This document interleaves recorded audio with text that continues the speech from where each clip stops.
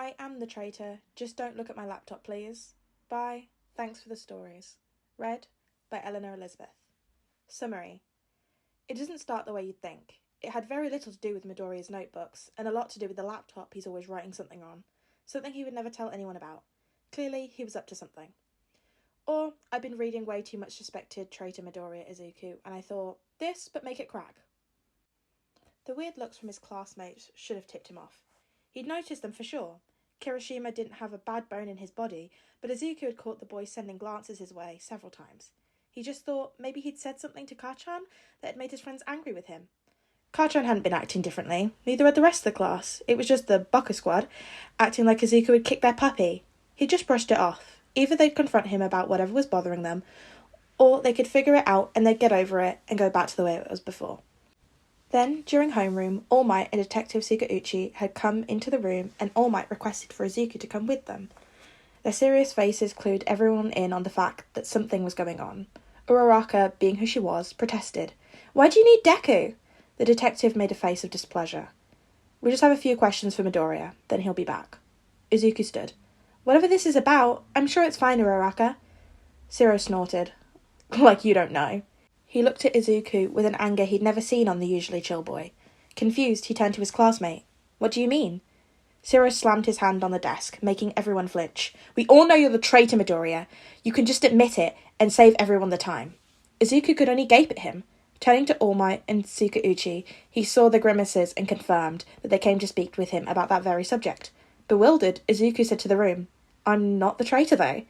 Sukauchi smiled. "True. We knew it wasn't you. But some people expressed concerns, and we're required to look into every lead on the case. Now that we've confirmed that it isn't you, we'll let you get back to class." The two men were about to leave when Kaminari jumped out of his seat. "What about all the things we told you? He isn't the traitor, but he is up to something." There was a quiet yeah from Kirishima as Izuku pushed the finger Kaminari was pointing out of his face. "What things exactly make you think I'm up to something?" Mina spoke for the first time, her voice full of anger. "You're always writing in your analysis notebooks about our quirks and fighting styles. That's one thing, because you let us see them so we can improve, but you never let anyone see what you write on your laptop."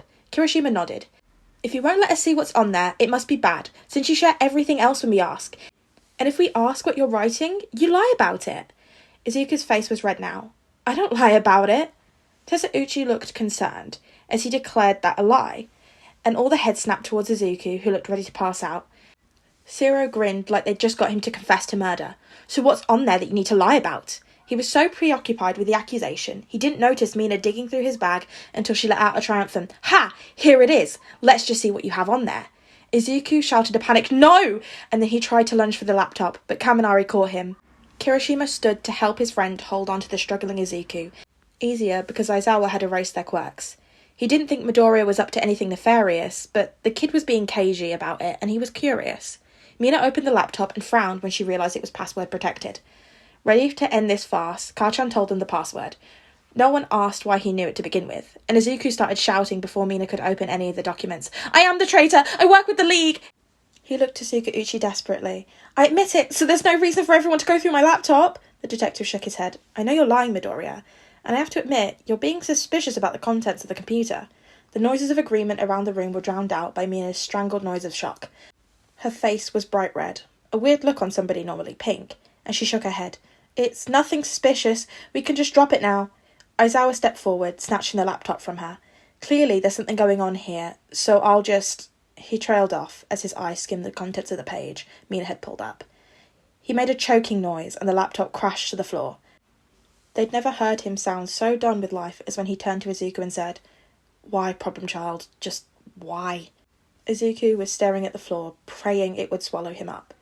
"It didn't start out like that, I swear. It was innocent, but then people kept sending requests, and I liked the challenge, so I did it. And then those were the only requests I got. I don't even know any of those heroes when it started." All Might took a tentative step forward. "What exactly is it, Aizawa?" The entire class held their breath, aside from Mina, who just wanted to die already so she wouldn't have to be part of this anymore.